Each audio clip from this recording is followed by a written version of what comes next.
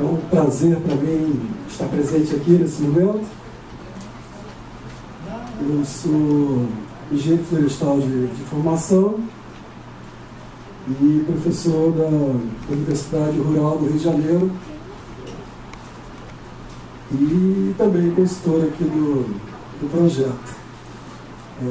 Estamos participando com a nossa equipe, que está praticamente toda ela aqui, e tivemos um belo exemplo de processo de planejamento e fizemos muitas reuniões, discussões, interações com a sociedade, leituras sobre como as coisas funcionam dentro do nosso município, e nosso foco sempre teve calcado na questão da sustentabilidade, né? Então, nós queremos, que cidade que nós queremos, né? Nós, como atores desse processo de planejamento, incorporando o sentimento da sociedade, que muitas vezes não aparece de forma explícita, verbalizada na forma de texto. Que cidade nós queremos, né? Esse é o chamamento que a gente sempre fazia. Eu tenho casa aqui na Cascatinha, né? Já há mais de 40 anos, é casa de veraneio. Então, sou criado aqui desde pequeno. Infelizmente, caçando passarinho, naquela época que era normal, né? Eu tinha que pegar coleiro, hoje não tem mais coleiro, mas em compensação tem muito canário, muito tico-tico, e ainda tem muito ambiente. Que cidade nós queremos? Nós queremos uma cidade que seja sustentável. Sustentável tanto no aspecto ambiental, econômico, social, inclusivo, que traga desenvolvimento. Nós queremos fazer... Eu tenho informação de pesquisa, mas eu não estou aqui fazendo pesquisa, estou aqui fazendo gestão. Então, o meu compromisso é com gestão. E a pergunta que eu fiz na mesa passada foi um pouco para provocar, para chamar a atenção para a resposta desse momento, que é uma resposta vinculada à questão de como é que a gente pode fazer isso para melhorar o processo de gestão. Então, esse é o nosso desafio. Nós estamos sendo remunerados pela sociedade para fazer isso. Em tese, nós temos essa responsabilidade, estamos nos treinando, estamos tentando fazer por onde para gerar o melhor produto. Esse produto não é acabado, a gente está levando ele como uma primeira proposta, uma primeira aproximação do produto ideal. Ele vai ter que ser muito discutido, ele vem sendo discutido já há bastante tempo, mas isso aqui é processo. O processo é dinâmico, ele vai sempre evoluindo, se ajustando, aperfeiçoando. Mas, aproveitando a prerrogativa da renovação do plano diretor, que é uma exigência legal, que é um momento mágico de se fazer planejamento, revisão de curso, ajustes de posturas e, principalmente, perpetuar procedimentos, para poder deixar isso para o futuro, pensando na nossa geração, lendo pelo retrovisor o que aconteceu de errado, mas olhando no horizonte, observando aonde a gente quer chegar. Temos que ter o ideal e temos que ter o real, a prática, executiva, nesse momento. Então essa noção de ideal, né, que muitas vezes ele é utópico, inatingível, e do real, que é o que a gente está pisando no chão para poder perceber e chegar a pelo menos fazer uma reversão de tendência, isso a gente está tentando buscar, e a gente, eu diria até sob certa medida, correndo um pouco de risco de ser arrogante, voltando modesto, a nossa equipe achou. Isso foi achado. E se vai ter prazer aqui, estou falando por cada um deles aqui, eles poderiam estar falando isso aqui por mim, que é uma coisa muito bacana, porque eles são funcionários da prefeitura, então eu só estou falando porque eu tenho um pouco mais de experiência e idade do que eles. Mas se colocar qualquer um aqui, eles conseguem fazer a mesma apresentação. Funcionário da prefeitura. Então isso é uma coisa muito bacana, que eu gostaria de deixar bem registrado como sendo um dos grandes pontos do nosso processo de planejamento, que foi o treinamento para fazer uma boa leitura e uma boa gestão do processo. Obviamente, quem quer fazer gestão, quer usar, ele precisa mexer, pegar, tocar e até, sob certa medida, destruir e construir sob uma condição de risco. Se eu não consigo dar uma dimensão espacial para qualquer tipo de área que tenha algum tipo de predicado ambiental especial, eu não vou conseguir fazer absolutamente nada, porque eu vou trabalhar dentro do plano retórico de discurso. Por exemplo, qual é a melhor unidade de planejamento olhando para a ótica eminentemente ambiental? É o ecossistema. Sistema ecológico, que teoricamente ele tem ajustes evolutivos desenvolvidos ao longo de milhões de anos de interação dos processos que formam esse ecossistema, e ele sintetiza uma máquina perfeita da natureza para poder fazer gestão de qualquer recurso natural. Só que, se nós pegarmos aqui qualquer um de vocês e pedirmos rapidamente para definir o que é um ecossistema, ou melhor, para poder apontar o que é ecossistema, ou marcar uma linha poligonal fechada que resguarde esse conceito de um ecossistema, nós vamos ter aqui tantos ecossistemas quanto pessoas estiverem aqui dentro.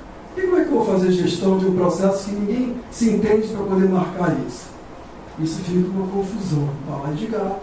E a sociedade, que não é só a gente, nós temos uma certa sentença sobre a sociedade, nós temos capilaridade no que a gente fala, mas a sociedade, principalmente, são que as pessoas que muitas vezes não podem estar aqui porque não tem tempo para escutar isso, não entendem e tem que ganhar o pão para encher a barriga. Então, a gente tem um dever, um compromisso fantástico que precisa saber e ter noção da exata dimensão do nosso papel dentro desse processo. E como é que a gente pode trabalhar isso, saindo do discurso e indo para a prática? Com essa palavrinha mágica aqui, bacia hidrográfica. Bacia hidrográfica é uma unidade de planejamento natural que ninguém tem erro, ninguém tem dúvida em marcar. Se a pessoa souber marcar, tendo a mesma planta, todo mundo aqui que for solicitado marcar aquela bacia hidrográfica vai marcar a mesma unidade. Aí a gente vai se entender, porque vamos estar falando de uma unidade que é padrão para todo mundo. E dentro dessa unidade bacia hidrográfica, como é que a gente trabalha a questão do manejo? É a questão de como é que eu posso fazer a intervenção. Manejo não é só criar ecossistema para bicho. A gente tem que pensar no bicho homem dentro desse processo, gerando riqueza, tendo sustentabilidade, tendo ar puro, tendo água. Tá? Nós temos hoje, na nossa região aqui em Campos, já problemas de falta d'água. No Espírito Santo, já não permitem fazer irrigação da agricultura. No Espírito Santo, as crianças estão saindo da escola porque não tem onde beber água. Isso para falar em quantidade de água. Agora imagine se a gente for falar em qualidade de água, sabendo que a maior parte dos esgotos, de uma forma geral, sempre vai para o rio. A gente tem um impedimento muito maior. Então, o nosso grande desafio está em entender o que vem acontecendo nos processos de planejamento passados e ver, olhar para o retrovisor, fazer uma boa leitura do que aconteceu e olhar para frente, para a mesa, em direção ao horizonte, para ver o que a gente pode fazer e o que a gente tem que dar prioridade. E aí a gente consegue planejar, e a gente consegue juntar os esforços numa sequência que vai convergir para um produto. E se a gente conseguir falar com a sociedade, tem interlocução com a sociedade, e mostrar que esse produto está sendo atingido através de técnicas de manejo, a sociedade vai acreditar que isso é possível e vai se engajar mais nesse processo de planejamento, e a gente vai ter muito mais gente aqui participando de forma ativa. Os empresários vão se aliar aos munícipes como um todo, e todo mundo vai ser parceiro do processo, porque ninguém vai querer depor contra o próprio benefício da sociedade, porque está depondo contra si mesmo. Então a gente vira o processo de planejamento, a gente estabelece uma lógica diferenciada. Aqui eu tenho uma foto lá do Caledônia, não é nem do Pico, é de uma altitude mais ou menos de de 1.500 metros, e a gente observa aqui o Morro de Santo Antônio, que eu sempre costumava falar Morro do Elefante, o pessoal me criticava um pouco, mas o Morro de Santo Antônio, Cascatinha, Caledônia, Cônigo, Olaria e Friburgo. E a gente observa nitidamente que todo o processo de colonização de forma adensada, que ocorreu pelo modo de planejamento meio natural, sem nenhuma técnica específica, sem nenhuma preocupação com a questão ambiental, ele ocorreu principalmente de forma muito mais adensada na várzea.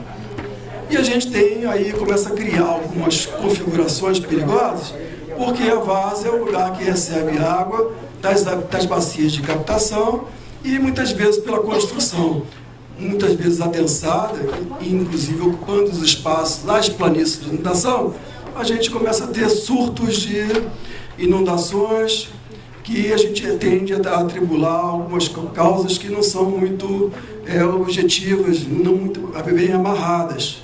E isso enseja os famosos riscos.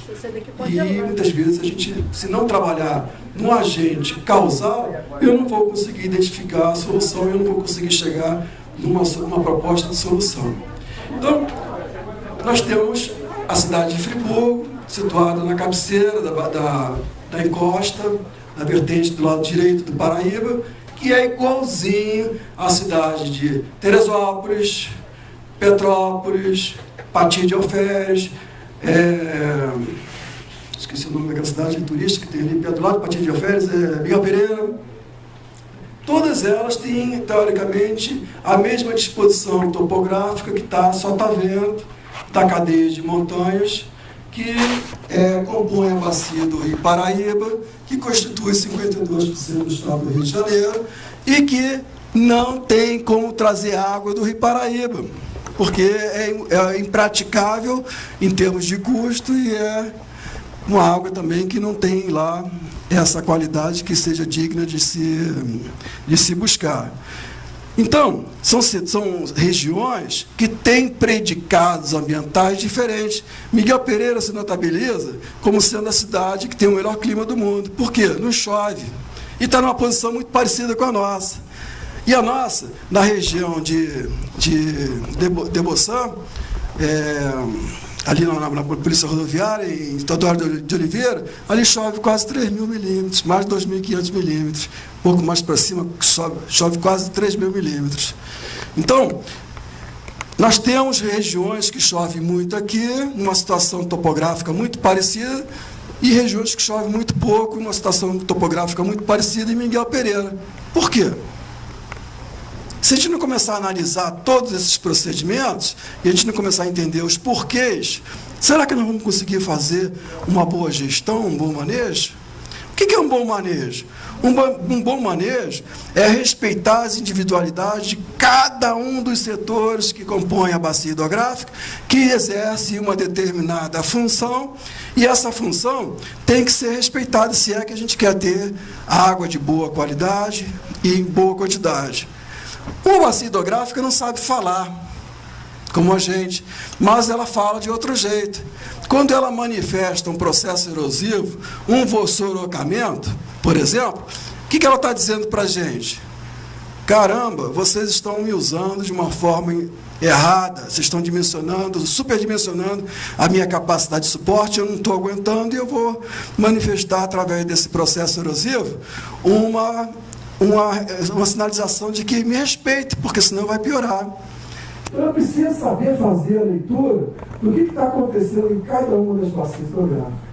Obviamente, se eu pego o território, eu consigo fazer uma grande bacia, eu consigo dividir isso aqui, por exemplo, na Pedreira, lá no bairro da Graça, no Cônigo, entre Cônigo e Olaria, eu consigo fazer os controles estruturais, eu consigo identificar várias outras microbacias que têm em cada uma delas especificidades diferentes, que eu, como gestor público, preocupado em trazer sustentabilidade, eu preciso primeiro conhecer essas características.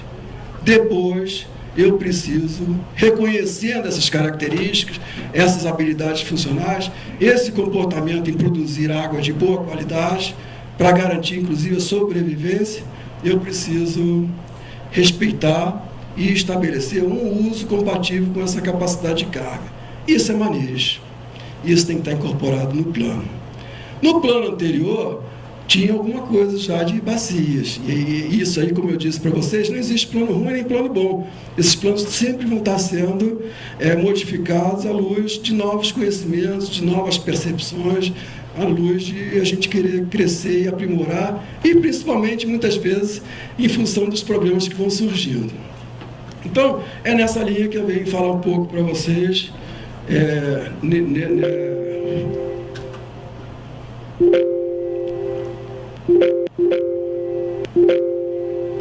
Não está passando aqui? Então, pegamos aqui, a apresentação foi feita em conjunto por toda a nossa equipe, e pegamos uma frase do Einstein definindo insanidade. É continuar fazendo sempre a mesma coisa e esperar resultados diferentes. Para a gente pensar. Será que nós estamos sendo insanos? O que a gente vem fazendo diferente dentro de um processo de planejamento, imaginando que nós vamos ter filhos, que os nossos filhos se casam, que vão querer morar perto da gente, que vão consumir, vão beber, vão ter que construir? Que tipo de postura a gente tem dimensionado para poder fazer com que o ambiente que tem uma certa capacidade de suporte, que a gente percebe pelo próprio crescimento vegetativo da sociedade, que ela está sendo derrubada, isso sem contar com as pessoas que vêm de outros locais para cá, sem contar com a população flutuante que vem para veraneio, será que nós estamos tendo um ato insano dentro desse processo de planejamento? Ou será que nós estamos fazendo direito ao nosso dever de casa com vistas a olhar para o futuro, beber água, né? E principalmente responder para as gerações futuras, nossos filhos, nossos netos, que nós fizemos o dever de casa direito e eles vão dar direito a eles terem esses serviços ambientais. Isso aí é para a gente refletir. Tá? Será que nós estamos conseguindo atingir essa missão que nos cabe diante desse processo? Um plano diretor é um momento mágico para a gente fazer essa reflexão e é um momento mágico para a gente melhorar isso. É um momento mágico para a gente arrumar a casa, fazer uma freada de arrumação e identificar como é que a gente pode mudar esse processo. E isso tudo democraticamente, feito de forma olímpica, totalmente ilibada, sem pretensão, sem interesse, discutindo as causas e não os conceitos de dinheiro, de posse, olhando para o umbigo, querendo se beneficiar em termos de benefício próprio pessoal. O plano diretor ele é da coletividade. E é um momento em que, por conta do estatuto da cidade e a obrigação de se fazer plano diretor e fazer a legislação que obriga a aplicar o processo de renovação, replanejamento, isso está na competência do município fazer, é a obrigação, se não fizer, o Ministério Público penaliza, e nós temos que, como técnicos, como cidadãos, nós temos que nos posicionar a esse respeito e temos que tentar aproveitar essa oportunidade. Como aproveitar bem esse momento de revisão? Esse é o nosso desafio. E esse desafio a gente tem que comprar para a gente. E a gente tem que tentar, dentro do possível, saber, entender como é que a gente pode não fazer a mesma coisa. Não refritar a informação. Hoje de manhã vocês viram o representante do Ministério da Cidade colocando que no Pantanal tem plano diretor que fala de oscilação de maré. Pantanal, se não me engano, está a 700 metros de altitude. A maré está chegando lá do Pantanal. E a bacia do Pantanal é do Plata, da Argentina. Então, olha a complexidade das coisas. Então, o nosso plano ele não está na linha da indústria do papel, da indústria do relatório. Todo ele foi feito com base em trabalho de campo e procurando sempre fazer uma boa leitura do processo. Como é que a gente consegue fazer uma boa leitura do processo? Primeiro, entendendo que os ecossistemas são dinâmicos, interagem entre si, existem vários compartimentos que atuam de diferentes processos, e isso é uma máquina. Uma máquina que pode... A água é o fator, é o combustível. A água, trabalhando num lugar bem trabalhado, constrói. A água, trabalhando num lugar mal trabalhado, não vou nem contar para você não, porque senão vai ficar chateado comigo. Destrói. Isso aqui é para acordar um pouco. Destrói. Então, a água é o fator de construção e de destruição. E se a gente não souber fazer a leitura disso, dentro de uma bacia hidrográfica, que é a unidade de captação de água, será que nós vamos planejar alguma coisa coerente, que possa dar resultados? Se a água bem manejada constrói, os ecossistemas vão funcionar bem, vai ter água no inverno, quando não chove, e vai ter menos água no verão, porque o excedente que iria ser enxurrada vai ficar armazenado nas encostas, nas vases, para poder verter no inverno quando chove. Se a água está mal administrada nos ecossistemas, não vou sair de você aqui de novo, vai chegar e vai destruir os ecossistemas, vai transportar um monte de areia, vai gerar uma precipitação imensa, uma enxurrada imensa, vai destruir pontes, estradas vicinais, afetar a agricultura, e quando parou a chuva, parou de ter água, e automaticamente nós vamos ter seca. E aí, quando chegar no inverno, que é normal nas nossas condições aqui, ter 4 meses, vamos ter 4 meses sem água. O que a gente vai fazer com isso?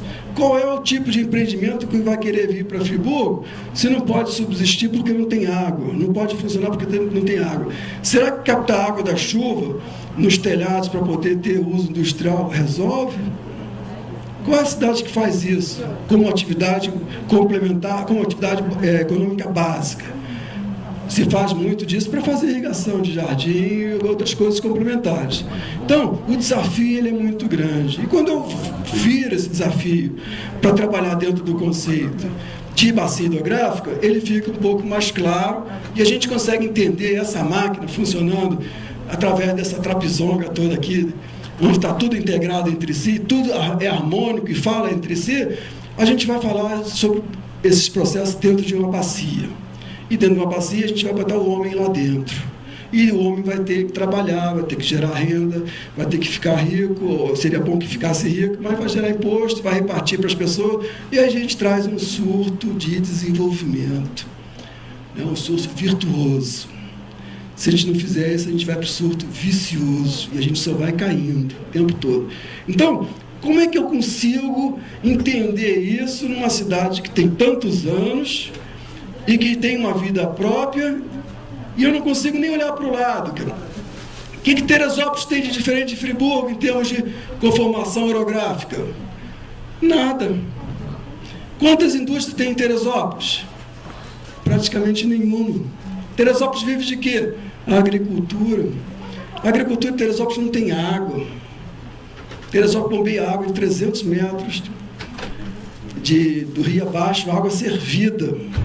Friburgo, que é isso para ela também? Friburgo não tem como buscar água servida. Então, todo o suporte tecnológico que a gente tem aqui em Friburgo, as indústrias que geram emprego de qualidade, a própria agricultura familiar, ela perderia a capacidade de carga se não tiver água. Então, quando você começa a focar a tua discussão para a questão de água, você começa a entender. Agora, só que o planejamento é uma coisa que é não planejamento. Por que Teresópolis está colado no soberbo? Ele foi crescendo de forma anárquica e a cidade foi chegando em direção ao alto e soberbo. O que aconteceu? Não tem praticamente mais bacias de captação para poder fazer a infiltração da água, a regulação hídrica nas encostas, nas vases, para poder abastecer Teresópolis. Friburgo, por uma conjunção de fatores vinculados à questão histórica e de caminhamento do suíço, acabou sendo construído aqui, mas deveria ter sido construído lá em Salinas. E, teoricamente, iria acontecer a mesma coisa que aconteceu em Teresópolis. E a gente está aí numa situação muito parecida. Demos uma sorte. Mas se continuar trabalhando por sorte, o que está mais provável de acontecer? A gente se dar mal ou a gente acertar e ficar rico e ganhar na Mega Sena? Quem é que acredita em Papai Noel, cara? Que as coisas acontecem por acaso e pode se gerar um bom produto. Isso não existe. Então, o nosso dever, a nossa missão é entender esse processo, conseguir manualizar esses procedimentos, tentar corrigir o que for possível. Tem certas coisas que não tem como mais corrigir. Paciência, vamos trabalhar com isso. Mas vamos trabalhar direito nas áreas que tem possibilidade de se fazer as coisas bem feitas. Aí a gente ganha o jogo. Pelo menos para gerações futuras, que é o nosso dever de casa. Para a gente, dá para ir tocando e não vai acontecer nada. Eu não estou fazendo nenhum alarde de pessimismo aqui. Estou só fazendo uma leitura do que está acontecendo e principalmente olhando para gerações futuras. E a minha preocupação, junto com toda a equipe, é a gente fazer uma quebra de reversão, de tendência de degradação. A gente quer mudar o jogo para fazer todas as nossas ações, preferencialmente, dar meios para que a sociedade possa crescer mais, chamar bons empreendimentos, empreendimentos que gerem renda limpa, e isso, melhores empregos, melhores condições, e a cidade possa ter condição de operar melhor. É nesse sentido que a gente está trabalhando dentro da proposta do plano diretor. Então, um dos fatores que são fundamentais para a gente fazer essa virada de planejamento é a conjunção de pegar bons setores, pessoas trabalhando em diferentes ramos. Nós temos uma equipe que está bem integrada, de vários pontos, com vários níveis de experiências, alguns cabelos brancos, outros não tão brancos, e juntar isso tudinho, harmonizar isso com conhecimento e trabalhar em equipes multidisciplinares. E aí pegamos, então, a nossa equipe, está toda ela aqui representada. Esses são os representantes de cada um dos setores. Foram feitas semanalmente reuniões, muitas vezes 2 vezes por semana, 1 vez por semana, e aí fomos estudando os sistemas ambientais e principalmente a partir de campo. Nosso trabalho foi quase todo ele feito para entender como funcionam os ecossistemas no campo, em dias muitas vezes de chuva, e vendo a bacia aérea molhando a gente em lugar afastado e conseguindo ver todos os processos, e depois indo para campo, para gabinete, espacializando o que a gente viu em termos funcionais no campo.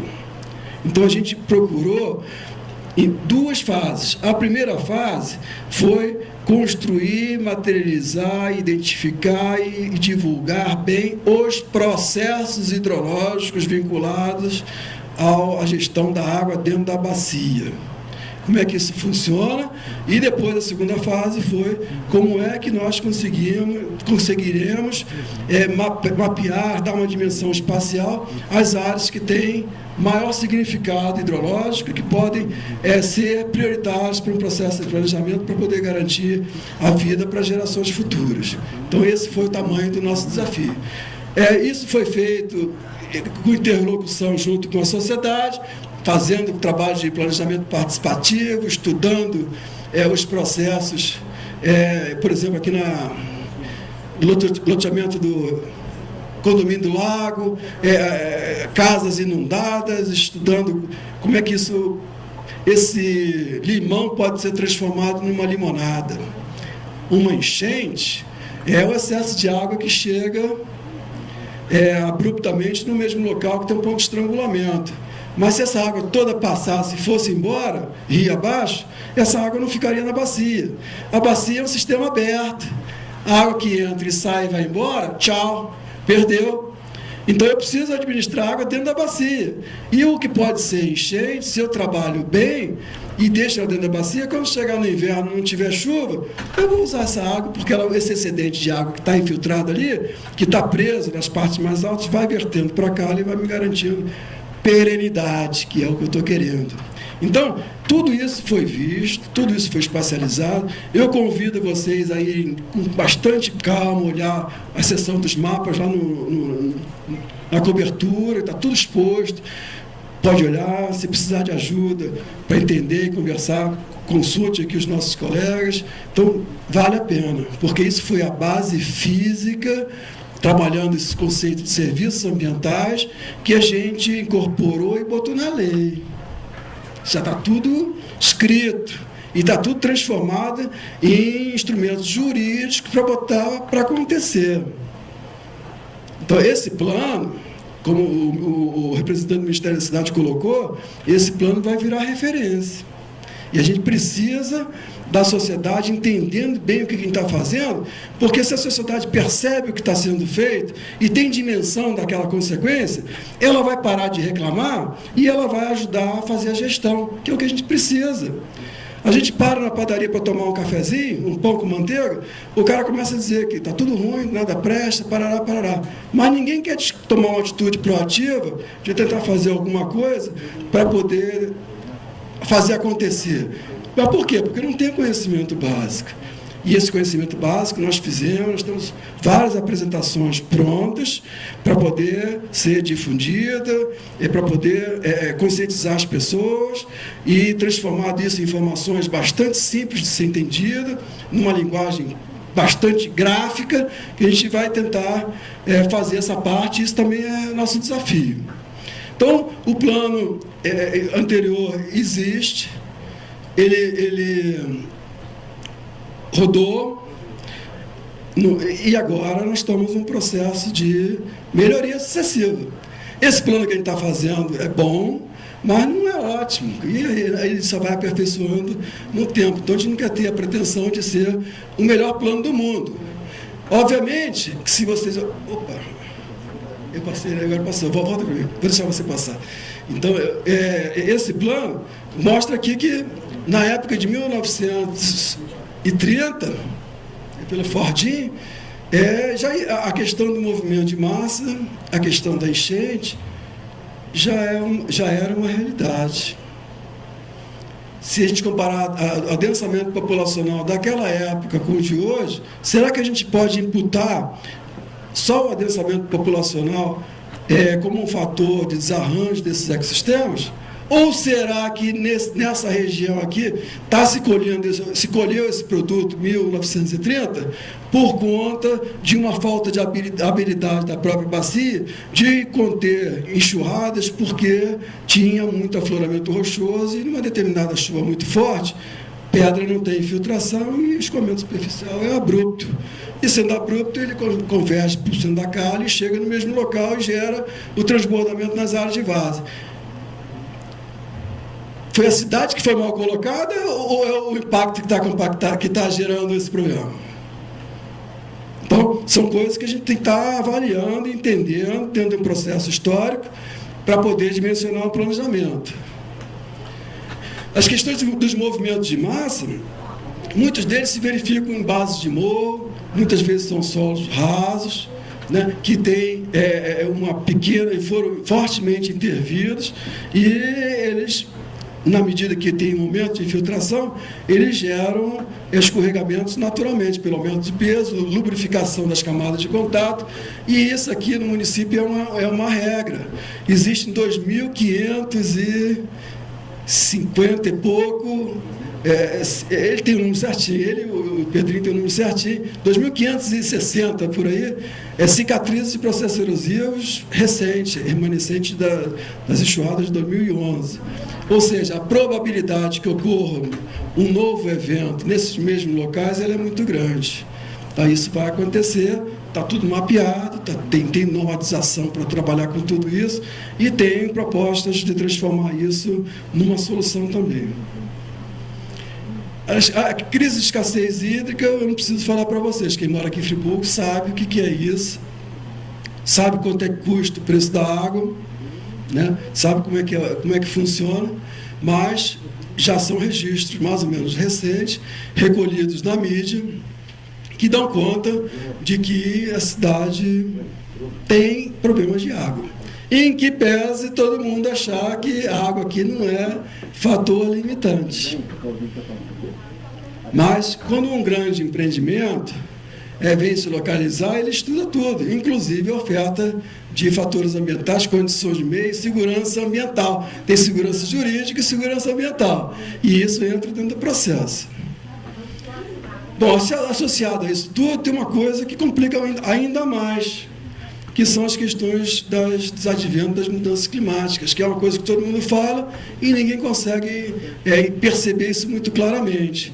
A gente não sabe se nesse inverno agora não teve frio, se foi uma coisa que ocorre ciclicamente ou se isso se advém em função das mudanças climáticas. Mas a realidade é que a cada dia as coisas estão mudando e está se agudizando ou as cheias, as chuvas muito fortes, ou os períodos de estiagem muito grandes. Então, os extremos estão predominando e as questões de maior frequência, as chuvas em função dos efeitos orográficos, elas têm diminuído a sua intensidade. Pode ser que, no cômputo geral, o volume total de água seja mais ou menos parecido, mas a questão do calor, né, e aqui tem uma foto da Índia, que dá conta de que o asfalto está derretendo, uma passarela aqui de pedestres, né, e a gente tem visto, no Japão, inclusive, né, gente morrendo por conta de calor, tá? Frios, chuvas, né? Então, isso tudinho vai ter ou tem, em algum momento, um rebatimento em Friburgo. Friburgo vai acontecer isso. E Friburgo, ele não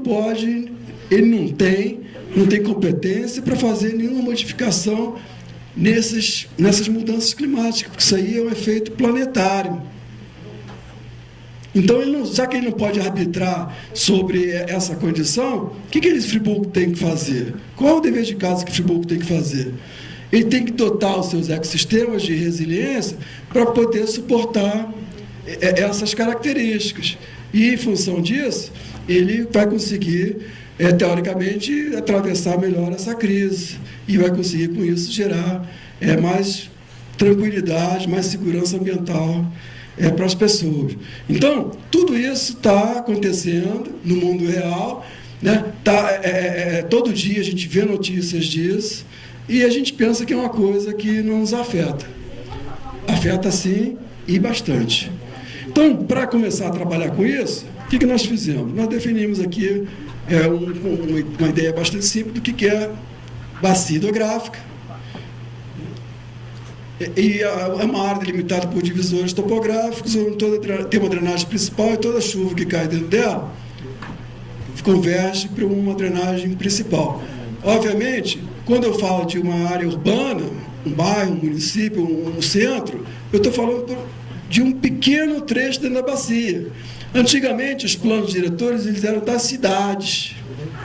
E eles esqueciam que os municípios eram cidades e não cidades, parte rural e a parte urbana. Então, essas duas áreas, essas duas grandes áreas, rural e urbana, elas estão intrinsecamente relacionadas entre si e elas operam interdependentemente entre si. Uma afeta a outra, em uma relação bionívoca, de duas direções. Então, a gente precisa entender esse processo, a gente precisa entender, volta mais um, a gente precisa entender isso, a gente precisa entender que a bacia hidrográfica é uma unidade hidrológica onde eu consigo monitorar toda a quantidade de chuva que entra dentro desse sistema aberto e que sai nesse exutório. E essa unidade hidrológica, como muito bem colocado hoje de manhã, ela vai ser modelada, morfometricamente falando, a forma dela vai ser dimensionada pelas características geológicas que conferem resistência a esse processo, pelas características geomorfológicas que estão vinculadas ao processo de formação desse modelado relevo e pelas características dos fatores climáticos que estão intervindo de forma direta na laminação desse meio físico e da vegetação, que também interfere nessa modelagem do terreno. E aí vai se construindo os ecossistemas. E a composição desses ecossistemas forma um ecossistema bacia hidrográfica. E a gente tem que trabalhar dentro desse ecossistema bacia hidrográfica para poder fazer o processo de gestão.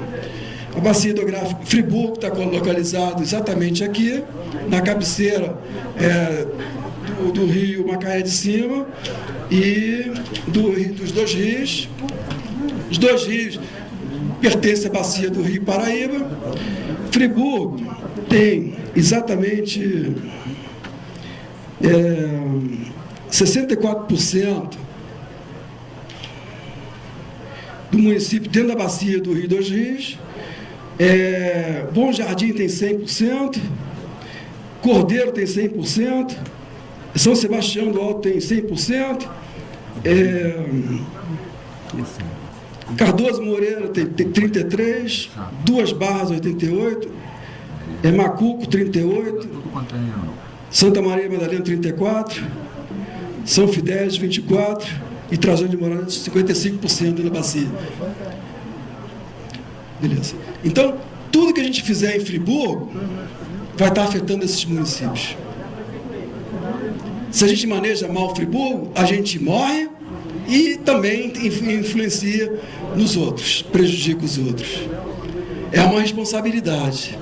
Quanto é que a gente recebe por isso? Nada. Mas vai ter que receber. É questão de tempo. E são serviços ambientais que a gente está produzindo. A gente tem que conhecer para divulgar, para depois cobrar. Isso faz parte do processo. Na bacia do Macaé de Cima, Friburgo tem 36% e Macaé tem 95,5% de Macaé, depende de Friburgo. Casimiro de Abreu 21%, Conceição de Macabu 20%, e os outros são 6 municípios, os outros municípios compõem o resto. Então, Friburgo tem um papel estratégico dentro desse processo que precisa ser entendido e bem trabalhado. E o que se fizer em Friburgo traz benefício não só para Friburgo, como para toda a comunidade. Friburgo tem várias microbacias, bacias que têm suas cabeceiras no próprio município. As cabeceiras são os lugares mais altos, os lugares que têm menor vocação urbana, e são os lugares onde, teoricamente, o coeficiente de escoamento, que é a relação entre a vazão e a chuva, são os mais altos. Então, numa bacia pequena, ela consegue transformar praticamente 90% da chuva em vazão. E se ela for bem manejada, ela consegue transformar em vazão regularizada. O que quer dizer isso? Água o ano todo, todo dia, todo ano. Isso é perenidade. Bacias grandes, tipo a bacia do Rio Paraíba, tem 30%, 27% de coeficiente de escoamento. Então, as respostas já não são na mesma intensidade. E a gente precisa entender que a importância, se nós trabalharmos bem em regiões como Friburgo, vai gerar dividendos para Friburgo e vai gerar dividendos para esses outros municípios. Então, Friburgo está na cabeceira do Rio Paraíba. Se ele for buscar água no Rio Paraíba do Sul, ele vai ter que andar 47 quilômetros em linha reta. Isso é impossível, porque vai ter que subir morro, descer morro. É inviável, mas é a menor distância. E se for buscar água no mar, também em linha reta, são 64 quilômetros. Não existe processo de dessalinização de água no Brasil e nem muito menos investimento que justifique trazer água de situações como essa. São Paulo, Rio de Janeiro, trazem água de outras bacias. Transposição de bacias no Rio de Janeiro já remonta a 1902, no sistema Light. Nós não temos essa opção. Então, nós não temos opção de errar. Nós temos que acertar. E a gente, para acertar, precisa ter consciência. E precisa saber que tem que trabalhar bem. E precisa ter responsabilidade nos atos. Isso é muito difícil. E isso requer pensar, analisar, estruturar, questionar e debater muito para a gente poder chegar a um produto. Então, essas soluções estão totalmente inviabilizadas. E a questão que se pergunta agora é a seguinte: a bacia hidrográfica, como é que ela funciona? Cada pequena ação que gera um serviço ambiental, ela tem uma importância no comportamento hídrico da sua bacia. Então, bacia mal manejada tem um hidrograma, que é a relação entre volumes de água por tempo, segundos, no tempo, igual a esse hidrograma vermelho. Bacia bem manejada tem um hidrograma igual ao azul. Ele é estendido numa forma de campano. E aí a gente tem água desde o momento V0 até o momento final.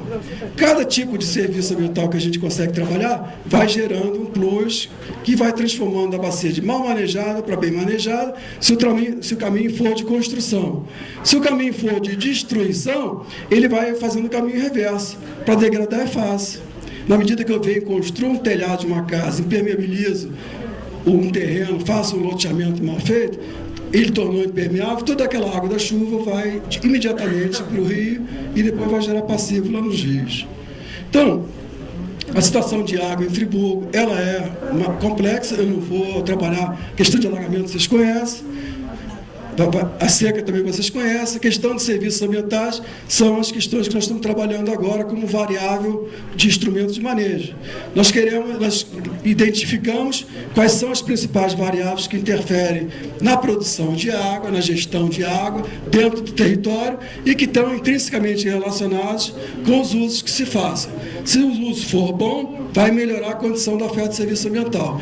Se o uso for ruim, vai piorar a condição do serviço ambiental e vai compor o passivo da bacia. Vai gerar custos e vai gerar prejuízo. O que a gente quer? Qual é a cidade que a gente quer? Nós estamos trabalhando nessa toada. Então pegamos o município e entendemos que o município tem pontos na sua cordilheira. Volta mais uma. O município tem pontos na sua cordilheira que conformam lugares mais baixos. E aí, por onde entra a entrada de massa de ar úmida, que vai definir as bacias aéreas. Esses corredores de umidade, em pontos estratégicos, conseguem aumentar em 44% a precipitação pluviométrica, quer dizer, o volume de água que cai no próprio local. Se eu pegar um local que tem já precipitação em nível amazônico, como é a região da Serra, esqueci o nome, Teodoro, vai ficar mais alto ainda. Nós temos estudos feitos no Morro da Torre, no Caledônia, que remonta a 75% na época de inverno. Tem estudos perto do Ibelga, feito lá pelo nosso grupo da Universidade Rural, que remonta a 44%. Então, de fato, existe, nessas áreas próximas das gargantas, corredores de umidade substanciais que precisam ter um tratamento diferenciado, porque são caixas d'água que vão abastecer a garantia do produtor agrícola, a garantia de abastecimento e vão dar suporte para a condição de vida. Essas bacias aéreas estão dispostas no terreno, fazendo perfil, vai representar, em função das diferentes alturas dos corredores, lugares preferenciais onde a água vai estar passando com maior ou menor frequência. Essas regiões mais baixas sempre vai passar com maior frequência e, teoricamente, tem que ter um tratamento diferenciado. Planejar bem, manejar bem, é recolher essa água, infiltrar, armazenar ela na encosta, armazenar ela nas várzeas e os excedentes sendo disponibilizados para a própria cara do rio para gerar perenidade. Então, a bacia eu tenho aqui no Morro do Elefantes, o trecho totalmente cheio de neblina e, no mesmo momento, sem neblina nenhuma, dando conta do que acontece abala vento e o que acontece solta vento. Essas áreas foram espacializadas, tudo colocado em plantas, e esses serviços foram, então, bem ilustrados para poder convencer a sociedade, poder ter interlocução com a sociedade. Então, eles foram acontecendo e pode passar, né? E aí vai ter uma animação de como é que funcionam esses processos, como é que eles se verificam.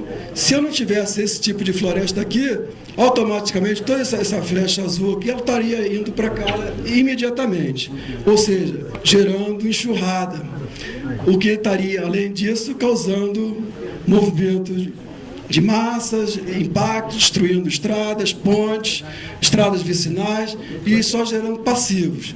Desse jeito, está recarregando o lençol freático, está permitindo a agricultura de qualidade, está gerando água para poder abastecer a comunidade e a gente está gerando ativos. Não, mas eu quero acabar.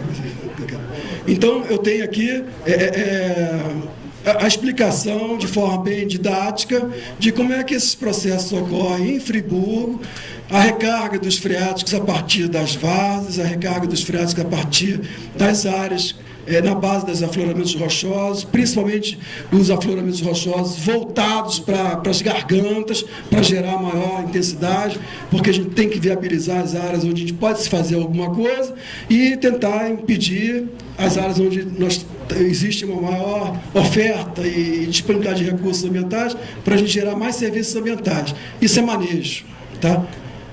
Felipe, Então, eu tenho aqui uma ilustração gráfica de como é que esse processo ocorre, a nuvem batendo na floresta, ela condensa nas folhas, isso gera a precipitação oculta remonta a 44% do volume de água, e aí, para a sociedade entender como é que esse processo se verifica, a gente fez ilustrações para poder ter interlocução com a sociedade, poder mostrar como é que isso funciona, para eles comprarem a proposta e entenderem que isso é bastante importante. Essa água todinha vai verter para os mananciais, vai garantir a perenidade dos mananciais e vai garantir a vida das pessoas, né? E isso sem gerar grandes estruturas para poder fazer armazenamento. As várzeas têm um papel fundamental, elas ora funcionam como áreas de recarga. Todas as várzeas do município que são importantes foram mapeadas, espacializadas, para poder ser manejadas, e elas tiveram uma tratativa diferente. Nem todas as várzeas são iguais. As várzeas encaixadas têm uma capacidade de laminação de cheias para reduzir a enchente, ou para recarregar o freático e aumentar a água dentro do rio, totalmente diferenciada. Então, a gente não pode trabalhar usando a legislação federal como sendo um instrumento de manejo. A gente precisa ter a habilidade de perceber que os ecossistemas são diferentes, a gente precisa trabalhar de forma diferenciada. Então, as várzeas têm lugares que vão gerar estrangulamentos e represas subterrâneas que não vai inviabilizar os usos da superfície pela agricultura e vai trazer um serviço ambiental de produção de água muito interessante. Os lagos secos são estruturas que tem no próprio terreno, que podem ser capitalizados a partir da drenagem urbana de estradas e gerar grandes fontes de recarga para poder abastecer os mananciais. Então, qual é a cidade que nós queremos, né? A cidade que nós queremos, olhando sob o ponto de vista hidrológico, em termos de garantia de água para provimento da própria cidade, pode ser a opção A, a gente vai ter que comprar água com caminhão-pipa no inverno, e vai ter que construir superpontes para não destruir as estradas no verão, que podem, eventualmente, nunca serem utilizadas, nunca serem destruídas, ou podem ser destruídas na chuva, imediatamente a seguir dela construída, por conta de ser uma chuva extraordinária, e a gente passar por mau projetista, ou a gente pode construir uma cidade que vai ter esse hidrograma azul mais próximo do F. Hoje, nós estamos aqui no B. Para onde a gente quer ir? A gente quer vir para o A, ou a gente quer vir para o C? Isso quem vai decidir somos nós. O nosso prefeito está aqui do lado, uma responsabilidade medonha, porque está conduzindo esse processo. E sem água não vai ter indústria, não vai ter estrada, não vai ter gente, não vai ter ninguém. Então a decisão, ele é nosso piloto, ele está conduzindo esse nosso processo. O secretário também está aqui, de Estado. Então temos uma responsabilidade medonha dentro desse processo. O secretário de Meio Ambiente zelando por esse processo todo. O que nós queremos? A opção que nós estamos fazendo para apresentar, feito por nossa equipe, é para passar do B para o C, ou chegar perto do C. Tá? Para isso, a gente chegou, espacializou todas as áreas, todos os serviços, todos os processos.